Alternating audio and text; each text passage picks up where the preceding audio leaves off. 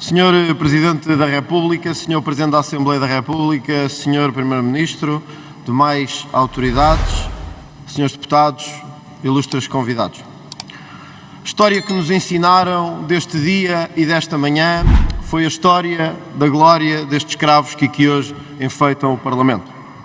A história da glorificação de uma manhã, saída de uma noite, que quis dar triunfo, liberdade e prosperidade a Portugal.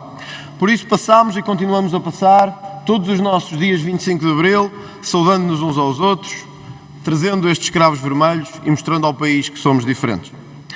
Hoje, e talvez nunca tenha sido dito nesta Câmara, devíamos sim olhar para os portugueses e dizer desculpem porque falhámos. Porque falhámos. Falhámos na justiça que construímos. Falhámos num império que se dissolveu e que deixou outros países à sua mercê e famílias à sua sorte. Falhámos nos jovens que querem emigrar como nunca, no país que lhes tinha prometido ser o país da prosperidade. Falhámos aos pensionistas e aos reformados que têm hoje o pior poder de compra da União Europeia. Tanto falhou Abril. E estes escravos de nada valem para essas pessoas que, para ir ao supermercado, têm que usar o dinheiro da sua reforma e não um cravo vermelho para poder pagar a sua comida. Falhámos, portugueses. Nós todos que aqui estamos sentados falhámos. Falhámos na luta que devíamos ter travado por todos vós. Falhámos aos polícias, falhámos aos magistrados, falhámos aos empresários, falhámos às famílias, falhámos àqueles que olharam e disseram: deem-nos um país diferente, deem-nos essa manhã que nos prometeram, mas que Portugal não cessa de ser ultrapassado e obscurecido. Falhámos na reconciliação. E talvez, Sr. Presidente, hoje fosse o dia de dizer que, ao mesmo tempo que saudamos a liberdade, devíamos recordar, relembrar todos aqueles que foram vítimas da expropriação após o 25 de Abril de 1974, todos os retornados que vieram dos seus países e aqui encontraram um país que não lhes deu a mão e que devia ter-lhes dado a mão. Esse país que nós já não temos.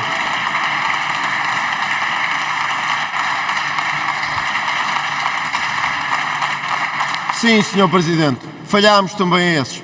Falhámos aos retornados, falhámos aos ex-combatentes, alguns deles a viver na rua, aqui nesta cidade de Lisboa. Enquanto celebramos que os escravos vermelhos deste Parlamento, há ex-combatentes que estão debaixo do metro e que estão debaixo da estação de Santa Apolónia. Viva Abril, sem dúvida, mas era o Abril de todos os portugueses, inclusive é daqueles que o fizeram e que foram esquecidos por Portugal. Esses todos, as vítimas da expropriação, da reforma agrária, o esquecimento de um regime que não deixou de os esquecer e que ostensivamente fez por os ignorar. Não devíamos aqui hoje ter medo de os citar e de os trazer também à memória, porque são tão portugueses como nós, são tão famílias como nós também somos. E por isso permita-me dirigir a si, Sr. Presidente da República, meu adversário e vencedor das últimas eleições, com um pedido muito específico, que é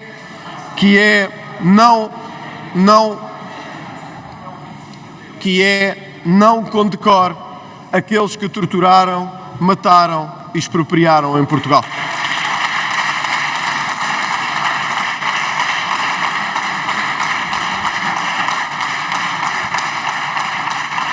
Senhor Presidente da República, nós não podemos ter entre os condecorados pessoas que mataram bebés, pessoas que assassinaram famílias, pessoas que destruíram a economia portuguesa nos anos 70 e 80. Ainda hoje estamos a pagar por isso.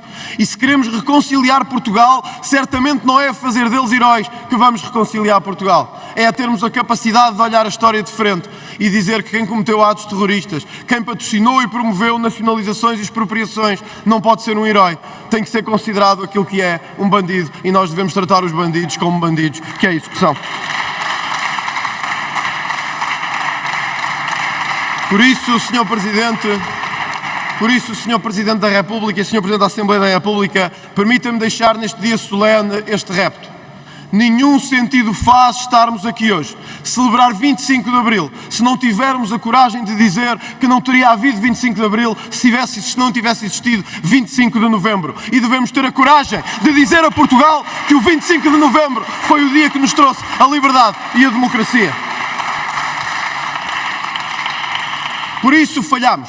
Falhámos em todos os dados que temos ao nosso dispor. Em 1975, Sr. Presidente, Portugal estava no Índice de Desenvolvimento Humano na 23ª posição. Em 2015, estava na 41ª. Estes escravos deviam dizer isso todos os dias. Portugal estava na 23ª posição, passou para a 41ª. Aquilo que tínhamos era mau, muito do que veio depois, pior foi, ou o mesmo mau continuou a ser. 3 em cada 4 jovens do nosso país ganham menos de 950 euros por mês. 3 em cada 4 dos que nos estão a ver em casa sabem bem do que é que estou a falar. Ganham menos de 950 euros por mês. Em alguns deles hoje olham para países que ainda há poucos anos estavam atrás de uma cortina de ferro e têm lá salários mais altos do que aqui nós praticamos. Como é que foi possível termos chegado aqui? Dizemos que naquelas chaimites vinha a ética e a transparência e a justiça. E nesta semana do 25 de Abril, Sr. Presidente, tivemos mais um ministro que saiu direto do Governo para uma instituição que financiou e cujo orçamento distribuiu dotação para lhe financiar no Isqueté.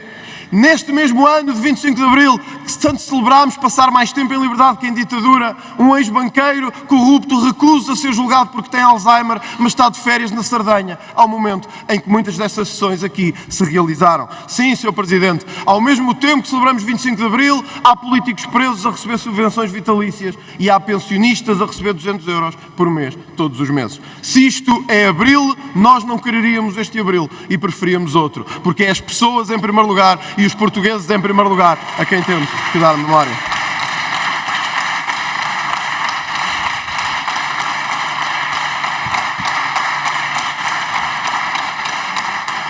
Nos 48 anos de Abril, nos 48 anos da Revolução dos Cravos, devíamos assumir aos portugueses que falhámos. Falhámos no progresso e fomos arranjando sistematicamente desculpas para dizer que falhámos.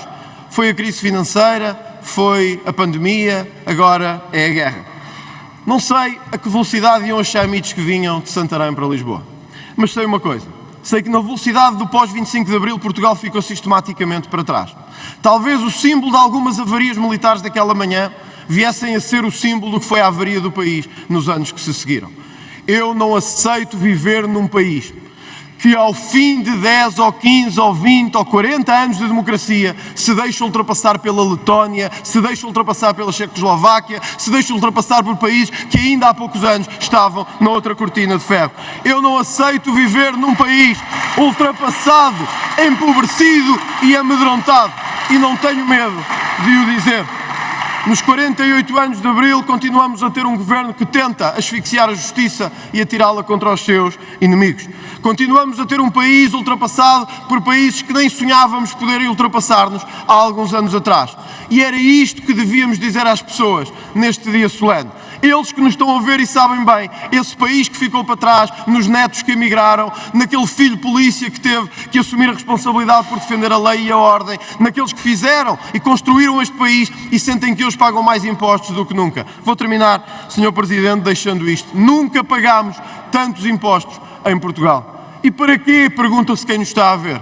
Para que é que pagamos esta quantidade incrível de impostos, se não para sustentar uma clientela de Estado enorme que empobrece, destrói e que vai destruindo a nossa democracia? Hoje os portugueses sentem que pagam verdadeiramente para sustentar o Estado, mas que pior, pagam para sustentar quem não quer fazer absolutamente nada. E isso não é admissível numa democracia moderna e numa democracia como a nossa.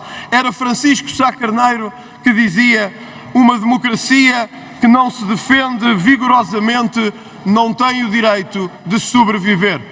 E um povo que não se insurge não tem o direito de vencer. E nós queremos queremos muito vencer. Não vencer pelos escravos, não vencer por qualquer flor, não vencer por qualquer símbolo. Vencer por Portugal, por esse Portugal que precisa de nós. Como dizia o nosso maior poeta: Senhor, falta cumprir-se Portugal. E nós não temos medo, nós cedo ou tarde cumpriremos Portugal. Muito obrigado.